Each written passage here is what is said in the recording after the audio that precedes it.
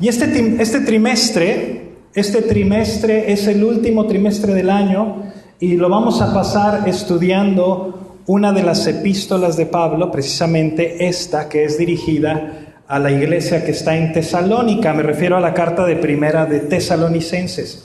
Y esta serie la titulé Una iglesia real en medio de un mundo real, o una iglesia real en un mundo real, porque conforme estudiemos esta carta vamos a ver y vamos a aprender muchas cosas acerca de cómo era esta iglesia, la gente que conformaba esta iglesia, las cosas que ellos hacían, y de alguna manera vamos a ver una radiografía de esta iglesia en Tesalónica, en este lugar, allá en el primer siglo, por allá donde ahora es Grecia, y vamos a aprender cosas muy importantes, cosas que tú y yo podemos imitar como cristianos y como iglesia aquí en la ciudad de La Paz.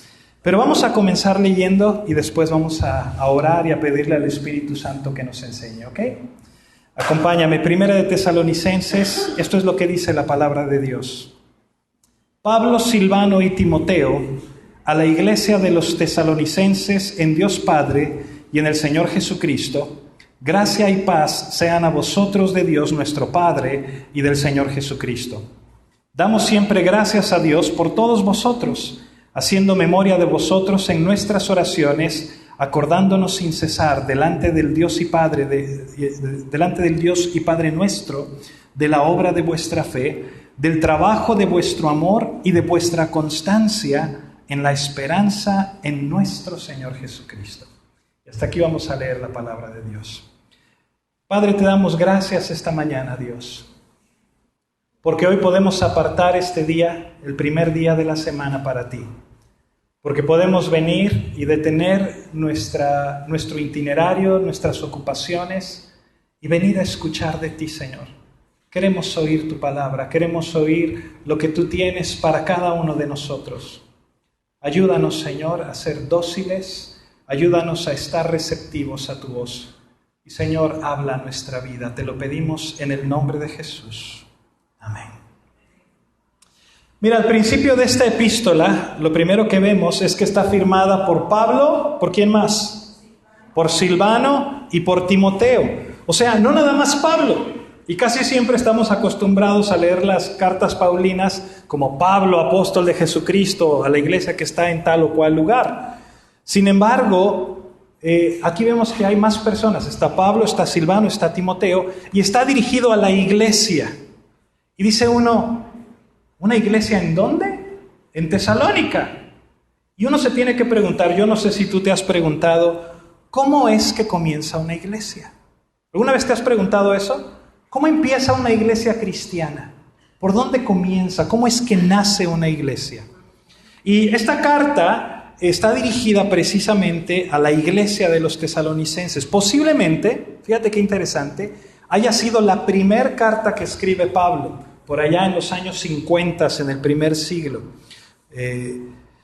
Pero ¿cómo apareció la iglesia en Tesalónica? ¿Cómo aparece la iglesia en la paz de Cristo? ¿Cómo es que puede aparecer una iglesia cristiana en San Bartolo? ¿O cómo aparece una iglesia en Querétaro o en alguna otra ciudad? Y quiero enseñarte un poquito acerca de esto conforme estudiamos a la iglesia de Tesalónica. ¿Por qué? Porque vivimos en un tiempo en el que aparecen iglesias hasta por debajo de las piedras. Y todos dicen ser cristianos, y todos dicen buscar a Dios, y todos dicen quererlo honrar, pero el problema es que no todos siguen lo que dice la Biblia. Como la Biblia es la palabra de Dios, si no seguimos lo que dice Dios, ¿cómo entonces podemos decir que estamos en una iglesia que busca agradarle a Dios? No se puede, ¿verdad? Entonces, algunos de ustedes, por ejemplo, llegaron a esta iglesia porque alguien los invitó, les dijeron, oye, acompáñame a mi iglesia, fíjate que tenemos un evento para niños, trae a tus hijos, o a lo mejor porque vinieron al evento de Navidad, ese evento maravilloso que hacemos año, con una obra de teatro, con música, con piñatas, con comida, con toda la cosa, y vete preparando que ya se acerca, ¿verdad? O a lo mejor porque te llegó un volante de alguno de estos eventos y veniste y te sentaste ahí y escuchaste el mensaje del Evangelio y te gustó lo que oíste y el Señor agarró tu corazón y dijiste, yo quiero a este Jesús, y le entregaste tu vida y todo comenzó. Pero déjame te platico cómo empezó todo esto, cómo empezó la primera iglesia en el Nuevo Testamento. Has oído del día de Pentecostés, ¿verdad? Pues antes de Pentecostés estaban esperando los discípulos, las mujeres, los seguidores de Cristo, estaban esperando la promesa que Jesús les había dado de que iba a venir el Espíritu Santo con poder sobre ellos. Jesús había andado con ellos 40 días después de resucitar.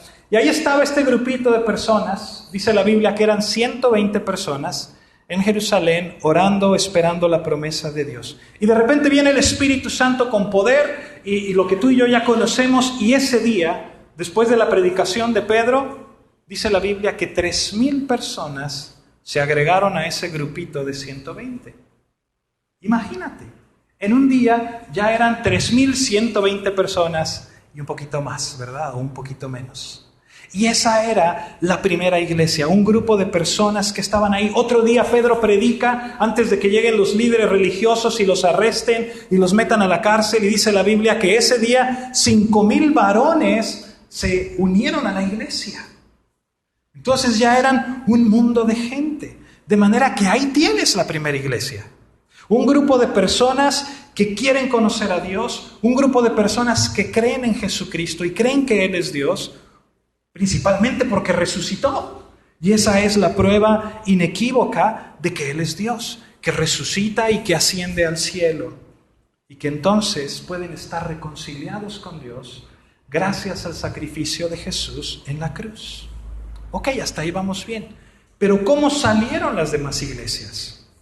Jesús les dijo a sus discípulos antes de ascender al cielo que le fueran testigos en Judea, en Samaria y hasta lo último de la tierra. Es parte de lo que conocemos como la Gran Comisión, ¿verdad? De ir a las naciones y predicar el Evangelio a todo el mundo y hacer discípulos del Señor.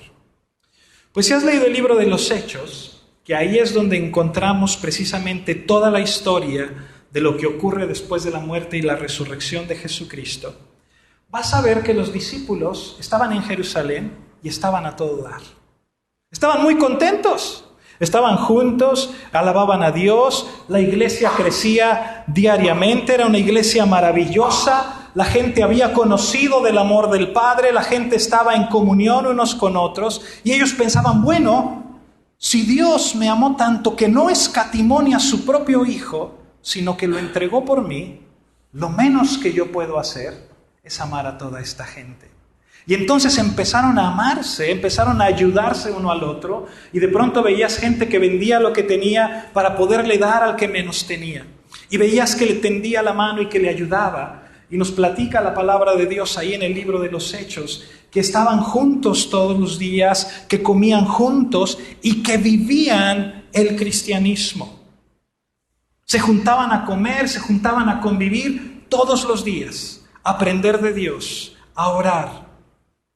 Era tal el amor, era tal la hermandad entre este grupo de personas, todo lo que se respiraba ahí, que Dios hacía que la gente de la ciudad los viera y decía, wow, yo quiero eso. O sea, ¿qué grupo de personas? Ve lo que hacen el uno por el otro. Yo quiero ser parte de eso.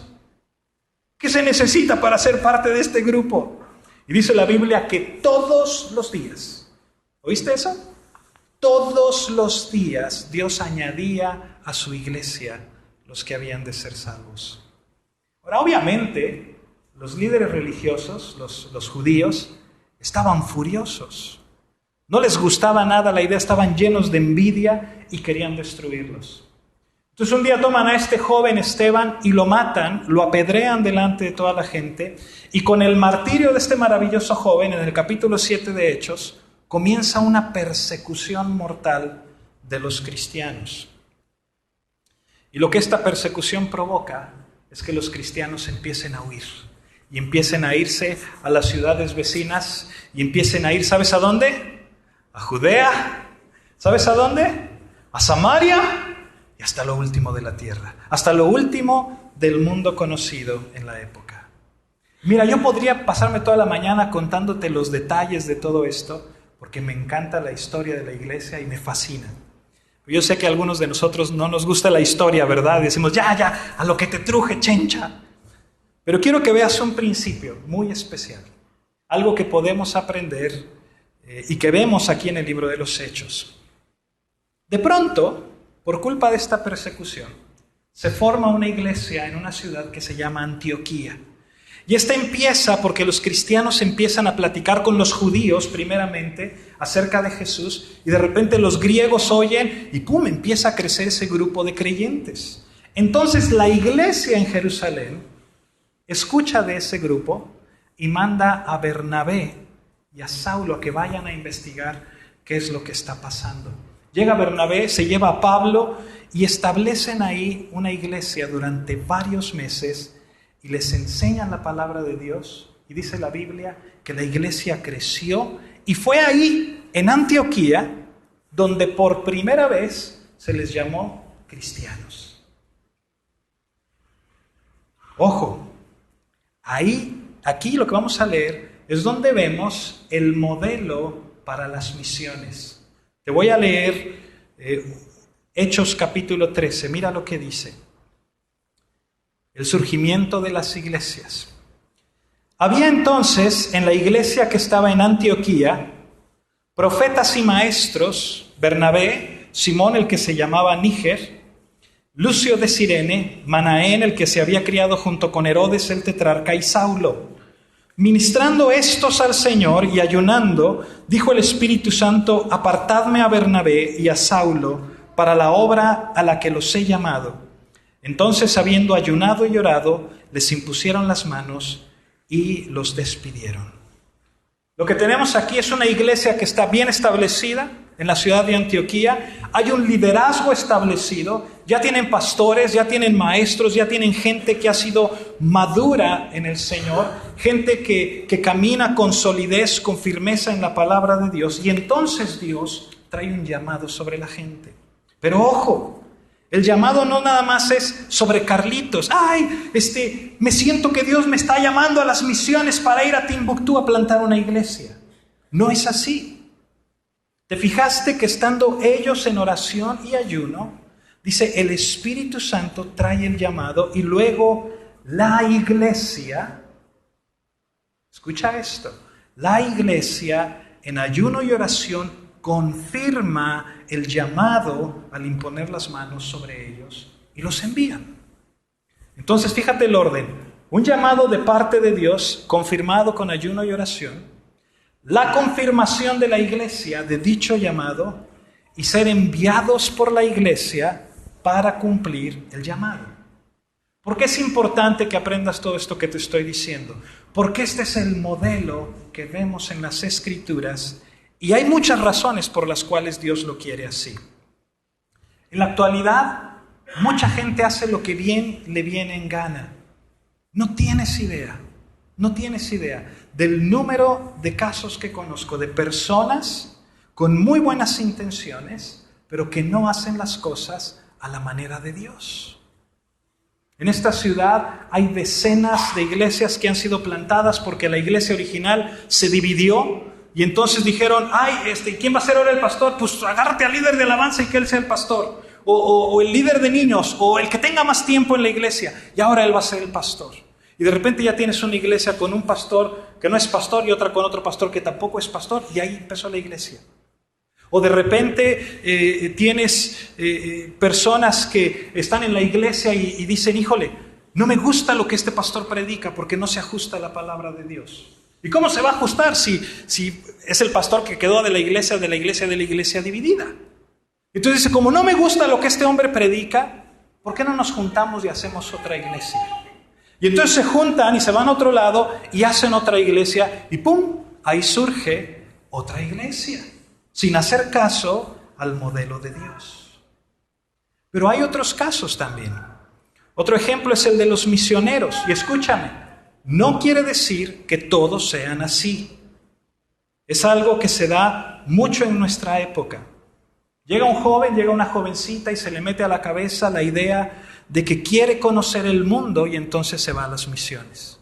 Déjame decirte algo. Si quieres conocer el mundo, métete a trabajar a una agencia de viajes.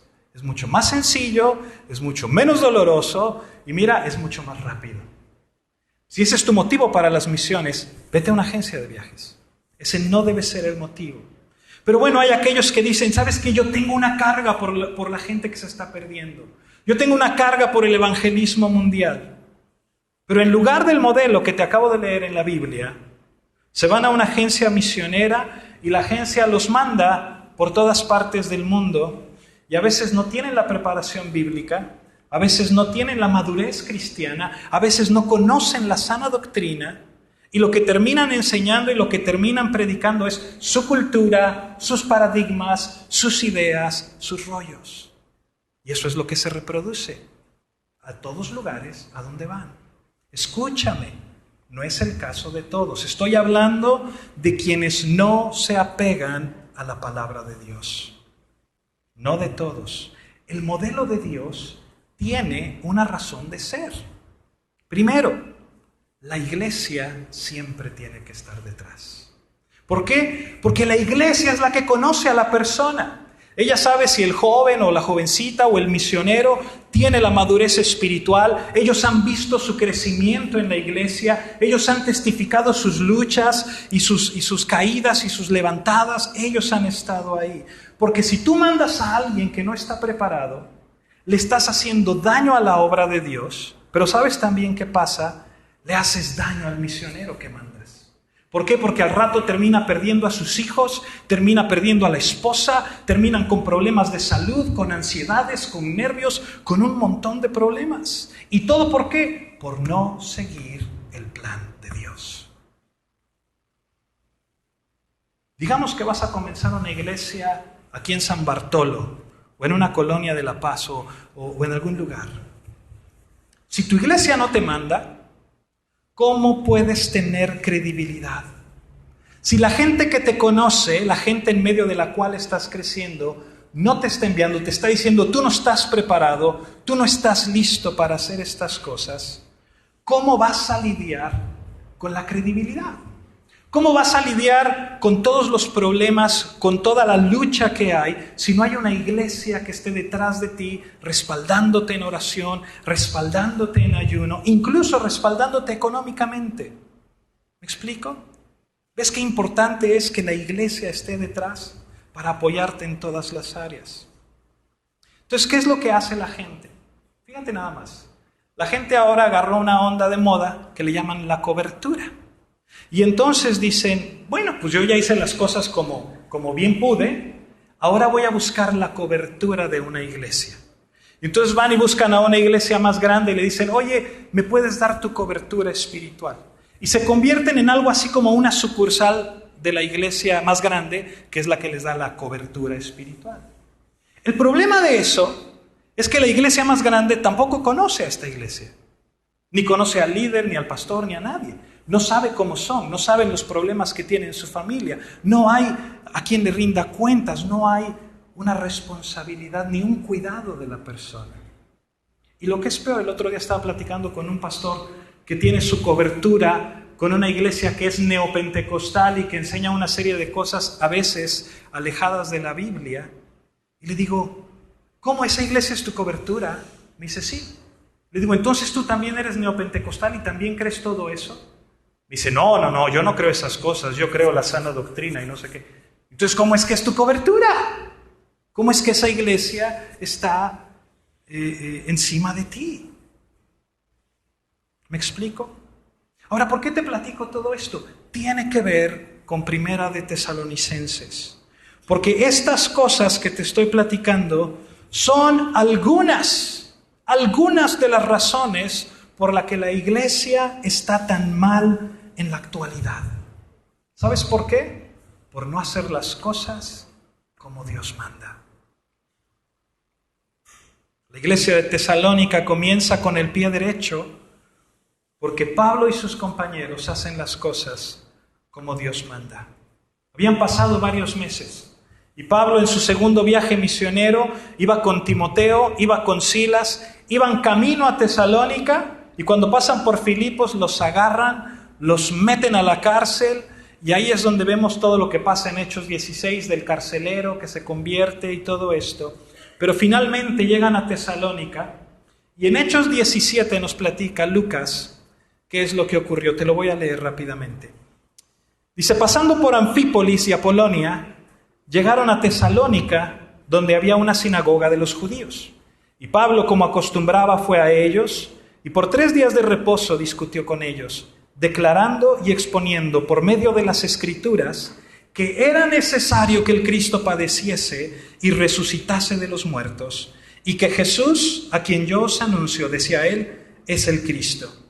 Y algunos de ellos creyeron y se juntaron con Pablo y con Silas, y de los griegos piadosos gran número, y mujeres nobles no pocas. Y así es como empieza la iglesia en Tesalónica. Entonces está ahí Pablo, está ahí con Timoteo, está con Silas, están durante algún tiempo, están enseñando, y la iglesia es establecida. Y ya que la iglesia está establecida, Pablo tiene que salir, y Pablo tiene que ir a cumplir el llamado que Dios tiene sobre su vida, sobre su ministerio. Y lo que vamos a aprender a lo largo de este estudio en Tesalonicenses es que la iglesia no es un club social estático, no es un lugar donde la gente nada más llega a sentarse, sino que es un organismo que crece, que se multiplica, un organismo que empieza a entender la necesidad de enviar a otros y la necesidad de ser enviados y de expandir el reino de Dios. Ahora, yo quiero preguntarte algo muy importante. ¿Estás ahí? Escucha esta pregunta. ¿Estás listo para ser enviado? ¿Sabías que en la India hay millones de personas que se mueren diariamente sin conocer la esperanza que tenemos en Cristo Jesús? En África, en Asia, en Europa, hay cientos de miles de iglesias que necesitan líderes cristianos. Gente que vaya y les ayude a servir y les ayude a que el reino de Dios crezca. ¿Lo sabías? En Colombia, en Guatemala, en Venezuela, en Ecuador, aquí mismo en México, en El Triunfo, en San Bartolo, en Todos Santos, en Pescadero. Hay una gran necesidad. ¿Sabías eso? ¿Estás listo? ¿Lo has pensado? ¿Cómo vas a estar listo si tu iglesia no te conoce? Mira, hace unos días me llega el correo de un joven canadiense y me dice, pastor, siento el llamado de Dios para ir a servirle en su iglesia ahí en La Paz. Y yo, oh, ¿de veras? Sí, quiero ir a México a servir a Dios en las misiones. Oh, muy bien, le digo, ¿hablas español? No. Ok. ¿Tu iglesia sabe que Dios ha puesto este llamado y te están apoyando para venir acá? No, la verdad es que mi iglesia no sabe nada. Ok. ¿En esta semana le has compartido a alguien de Cristo? No. ¿Este mes? Pues no. Lo que pasa es que estoy muy ocupado con la escuela y no tengo tiempo, y es que la verdad tengo tantas ocupaciones que no puedo. En los 6 meses, ¿te acuerdas de una persona a la que tú le hayas hablado acerca de Jesús? No. Entonces, ¿cómo me dices que quieres venir a servir a Dios y que quieres venir a proclamar el reino de Dios y a expandir su reino si no sirves en tu iglesia? Porque no hacía nada en su iglesia, no participaba en ningún ministerio. Si no compartes a Cristo con nadie en tu escuela, en tu trabajo, con tus compañeros, en quién sabe cuántos años. ¿Realmente tienes un hambre y un dolor y una carga por las almas? ¡Qué tremendo! Y yo te pregunto a ti, ¿estás listo para ser enviado? Involúcrate con tu iglesia. Conoce a tus hermanos, conoce a tus hermanas que están aquí en este lugar. ¿Sabías que somos una iglesia de unas 130 personas? ¿Sabías eso? ¿A cuántos conoces? ¿Por cuántos has orado? ¿Te imaginas lo que sería tu vida que 129 personas que vienen a la paz de Cristo estuvieran orando por ti, intercediendo delante de Dios por tu vida, por lo que pasa contigo, por tus problemas, por aquellas cosas que tú necesitas oración? ¿Te imaginas lo que eso haría en tu vida? ¡Wow! O sea, te quedas de a 10. Y yo no sé si tú sabías o no, pero aquí en esta iglesia había una familia que no tenía vehículo y batallaba tremendamente para poder trasladarse. Una familia numerosa, una familia llena de actividades. ¿Y sabías que uno de los hermanos de aquí de la iglesia fue con el padre de familia y le dijo, oye, sé que no tienes auto, pero mira, yo tengo por aquí un carrito, ten, úsalo. Espero que sea de bendición. Ahí me lo pagas cuando puedes y si puedes. ¡Wow! ¿Y sabías que otro hermano de repente se entera y le dice, ay, a ver, yo quiero ver tu carro nuevo? Y ve el carro nuevo y se da cuenta que no trae llantas, que las llantas se les miraba el aire, ¿no? Y dice, ¿sabes qué? Mañana te veo en tal lugar porque yo te voy a pichar las llantas de tu carro. ¡Wow! Eso sucede aquí, entre nosotros. Aquí en tu iglesia. Somos la familia de Dios. Dios te ha llamado a ti para hacer esa diferencia en este mundo egoísta que nada más piensa en sí mismo. Escúchame, por favor, tú y yo somos la sal de la tierra para reflejar la gloria de Cristo. Por eso Pablo dice ahí en el versículo 2 del texto que estamos estudiando, dice, damos siempre gracias a Dios por todos vosotros, haciendo memoria de vosotros en nuestras oraciones, acordándonos sin cesar delante del Dios y Padre nuestro de la obra de vuestra fe. ¿Por qué? Porque nuestra fe se tiene que ver reflejada en nuestras obras. Como todo esto que te estoy platicando, como mi hermano allá atrás que se pasó toda la noche entera junto a Miguel cuando estuvo internado en el hospital durante una semana o un poco más. ¿Me explico? Wow. O como los hermanos que no vemos, pero que estuvieron aquí el jueves pasado a las 8 de la noche y que hacen posible que tú y yo estemos aquí rico, con aire acondicionado, disfrutando cafecito en un lugar limpio, con los baños limpios, los que preparan las clases de tus hijos, los que preparan los materiales. No nos damos cuenta, pero están ahí. ¿Me explico? Somos la familia de Dios. Somos una preciosa familia. ¿Qué estás haciendo tú? Dios tiene su manera de empujarnos a hacer las cosas. En el primer siglo, la muerte de Esteban trajo persecución y los empujó a ir. Mi familia y yo estuvimos en una iglesia en Canadá sirviendo durante 6 años en Vancouver. Y en aquella época los ancianos de nuestra iglesia eran 43 hombres de Dios preciosos. Impusieron sus manos a nosotros, confirmaron el llamado de Dios, pero no teníamos ni idea de que íbamos a terminar aquí en La Paz. No sabíamos. Yo no tenía ni la más remota idea.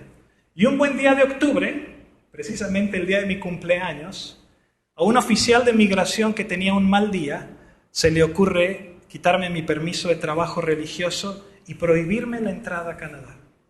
Entonces me quedé yo de este lado de la frontera, mi esposa y mis hijos del otro lado. ¿Y ahora qué hacemos? Y nuestra iglesia y 6 años de ministerio allá y todo, dijimos, wow, para no hacerte largo el cuento, terminamos aquí en La Paz. Y con la aprobación de los ancianos de nuestra iglesia hace 6 años, empezamos a plantar una iglesia. Y fue Dios el que empezó a traer bendición, y fue Dios el que empezó a mostrar su fidelidad, y empezó a crecer la iglesia.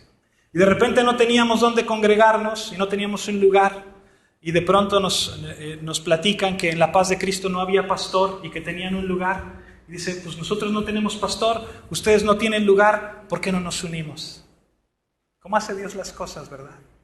Dijimos, bueno, vamos a orar. Entonces nos unimos como iglesia y Dios ha estado haciendo las cosas. Escúchame, por favor, tú eres la iglesia. ¿Estás ahí? Dile al que está a un lado tuyo, tú eres la iglesia. Tú eres el cuerpo de Cristo. ¿Sabes qué es lo que Pablo daba gracias y le recordaba a la gente en Tesalónica? Algo que tú y yo podemos imitar. Mira el versículo 3. Dice, acordándonos sin cesar delante del Dios y Padre nuestro, ¿de qué? De la obra de vuestra fe, del trabajo de vuestro amor y de vuestra constancia en la esperanza en nuestro Señor Jesucristo. Habla de tres cosas. ¿Cuáles son? La obra de vuestra fe, el trabajo de vuestro amor y la constancia de la esperanza. ¿Cuál es la obra de tu fe? ¿Cuál es el trabajo de tu amor? ¿Cuál es la constancia de tu esperanza? Y mira, hace un ratito te hablaba de algunas de las obras de la fe que podemos ver aquí en la iglesia, pero Pablo lo conecta un poquito más adelante. En el versículo 9 hay tres paralelos que podemos ver.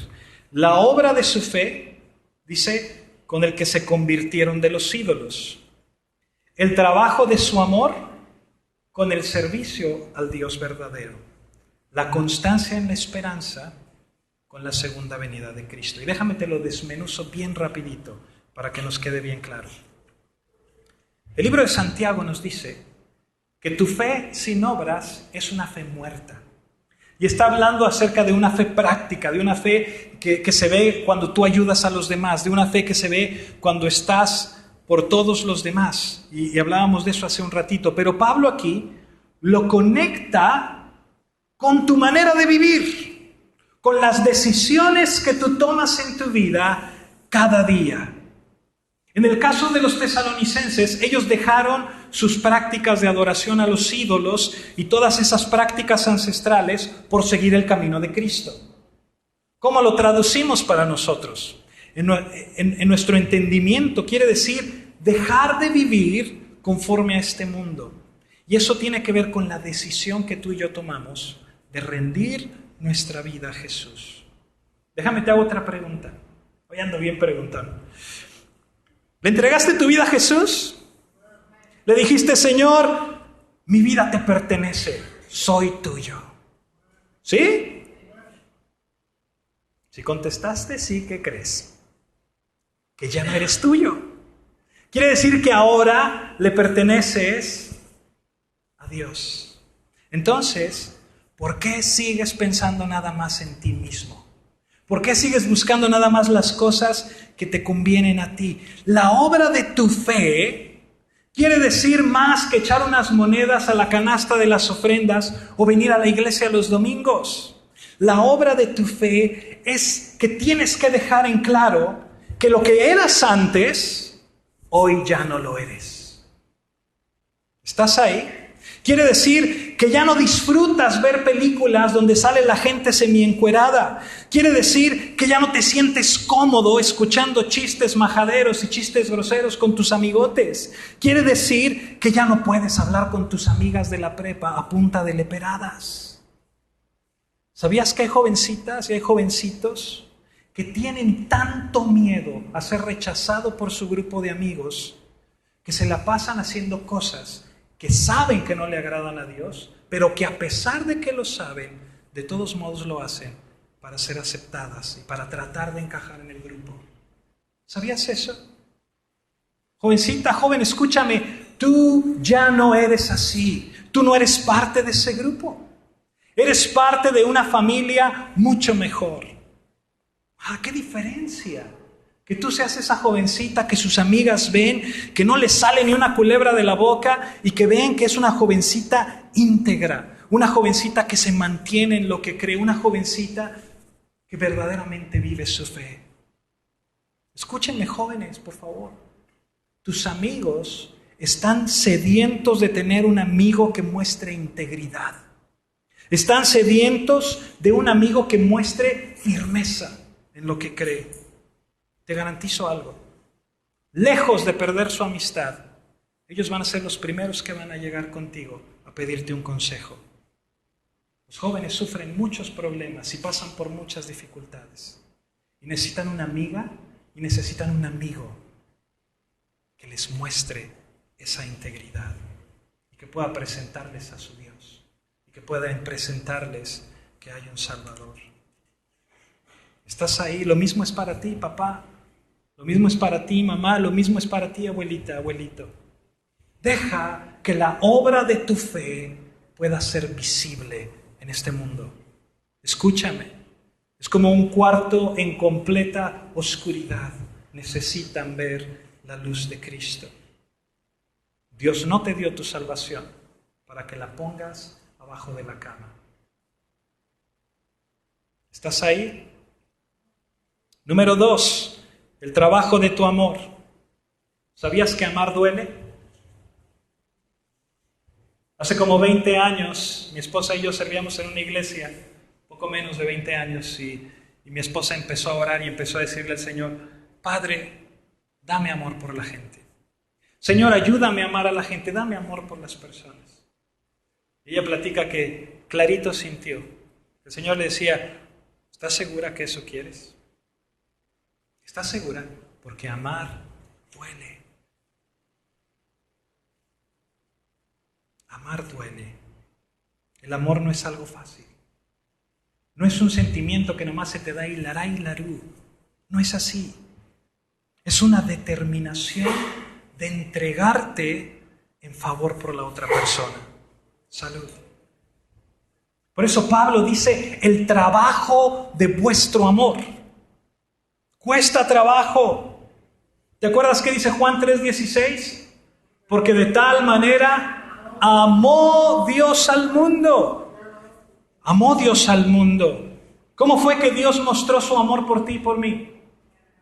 Que ha dado a su Hijo unigénito. Jesús se entregó a sí mismo por nosotros. Voluntariamente dio su vida para que tú y yo podamos tener vida en Él, vida eterna, para poder estar reconciliados. ¿Qué sacrificio tan grande? ¿Dolerá amar? Nomás ve la película de la pasión y luego me platicas. ¡Wow! ¿Cómo se ve el trabajo de nuestro amor? Pablo lo pone como el servicio a Dios. Mira, la gente cree que servir a Dios es nomás venir a la iglesia, poner las sillas, hacer la limpieza, predicar, cantar, qué sé yo. Y eso es parte del servicio a Dios. Pero déjame decirte algo. ¿Sabías que cuando sirves a tu esposa, estás sirviendo a Dios? Eso es servir a Dios. Cuando sirves a tus hermanas y a tus hermanos en tu casa, estás sirviendo a Dios. ¿Sabías eso? Cuando sirves a un perfecto desconocido, cuando estás en el súper y le ayudas a la señora con las bolsas del mandado y la llevas hasta la cajuela de su carro y Dios le bendiga. ¿Sabías que estás sirviendo a Dios? Ay, pastor, se me hace que usted ya agarró monte. ¿En serio? Mira lo que dice Jesús. Jesús lo explica así. Venid, benditos de mi Padre, heredad del reino preparado para vosotros desde la fundación del mundo. Porque tuve hambre y me disteis de comer, tuve sed y me disteis de beber. Fui forastero y me recogisteis, estuve desnudo y me cubristeis, enfermo y me visitasteis, en la cárcel y vinisteis a mí. Entonces los justos le responderán diciendo: Señor, ¿cuándo te vimos hambriento y te sustentamos, o sediento y te dimos de beber? ¿Y cuándo te vimos forastero y te recogimos, o desnudo y te cubrimos? ¿O cuándo te vimos enfermo o en la cárcel y vinimos a ti? Y respondiendo el rey les dirá: de cierto os digo que en cuanto lo hicisteis a uno de estos mis hermanos más pequeños, a mí lo hicisteis. ¡Wow! ¿Te das cuenta la dimensión que tiene el amor de Dios? ¡Wow! La obra de tu fe, el trabajo de tu amor, y número 3, la constancia en la esperanza de nuestro Señor Jesucristo. Ser constantes, perseverar en la doctrina, perseverar en la enseñanza de Jesús, conservar esa esperanza que Él nos ha dado. Mira, si alguna vez has estado triste, deprimido, obnubiloso, ojeroso, chamagoso, apachurrado, ¡ay, nadie me quiere! ¡Ay, no quieres pararte de tu cama! Y así, totalmente peor que una corcholata tirada en la calle. ¿Y no sabes por qué? Ahorita te voy a decir por qué. Fíjate nada más, ¿estás listo? Es una pregunta de miles de años y ahorita te voy a dar la respuesta de por qué te sientas así. Agárrate de tu silla. La razón es porque tenemos los ojos puestos en esta vida. ¿Quieres deprimirte en serio? Ponte a ver los noticieros. Ponte a leer el periódico. Ponte a ver en el Facebook todas las cosas que publica la gente.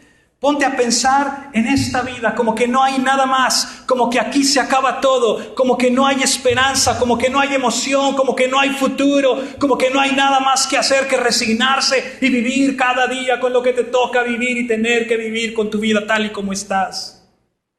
Y ni modo. ¿Y sabes algo? Ese es el camino a la depresión, a la tristeza, a la ansiedad, a la desesperación. Y como cereza en el pastel, un genio de la cachetada. ¿De veras? Pero la constancia, escúchame, la constancia en la esperanza de nuestro Señor Jesucristo obedece a algo mayor. Pablo le escribe a los filipenses: por nada estéis afanosos, sino sean conocidas vuestras peticiones delante de Dios en toda oración y ruego con acción de gracias. Y la paz de Dios, que sobrepasa todo entendimiento, guardará vuestros corazones y vuestros pensamientos en Cristo Jesús. ¿Por qué la paz de Dios que sobrepasa todo entendimiento? Porque está arraigada en una confianza en Dios. ¿Cómo puedes tener paz cuando ves la condición de este mundo? Porque Dios ha mostrado su fidelidad.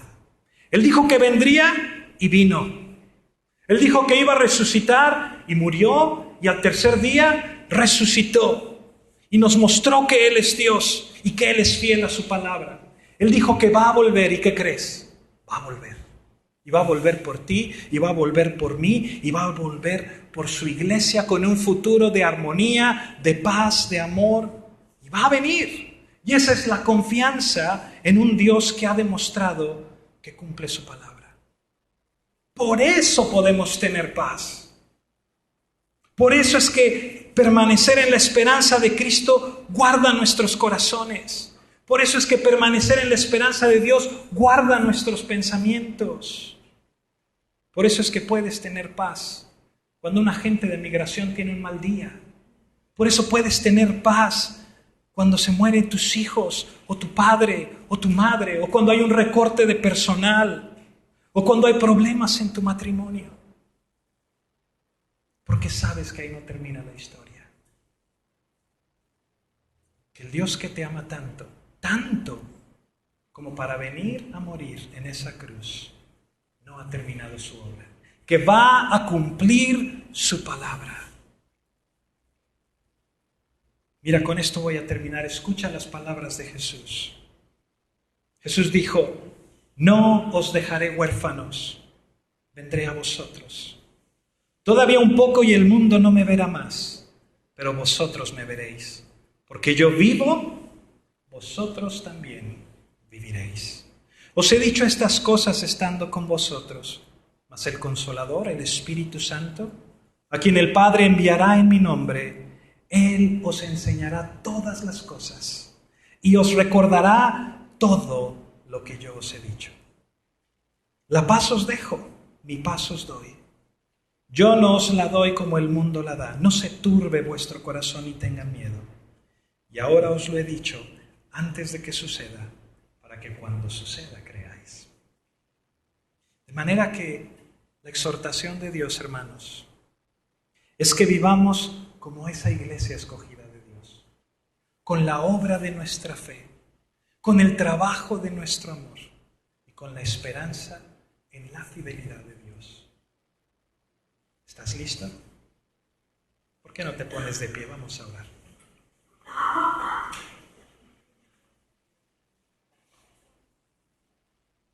Qué maravillosa bendición, Señor, es escuchar tu palabra.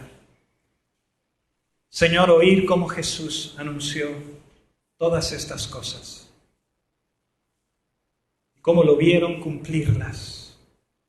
Cómo el día de hoy, Señor, estamos en este lado de la historia, donde podemos corroborar tu fidelidad, donde podemos ver tus profecías cumplidas al pie de la letra, donde podemos entender que eres un Dios real, un Dios que cumple su palabra, un Dios que no cambia, un Dios que hace lo que dice.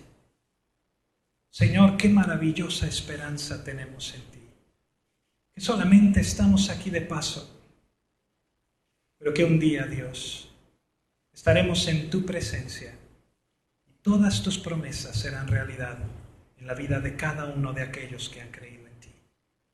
Dios, esta mañana yo te pido que si en medio de nosotros hay alguien que no te conozca, si hay alguien que nunca haya entregado su vida a ti, Señor, que el día de hoy sea ese día cuando te diga: Padre, perdóname porque he pecado contra ti. Quita mi pecado, Señor. Límpiame, transfórmame. Dame esas promesas que he escuchado esta mañana. Ayúdame a ser esa luz que puedo ver en tus hijos.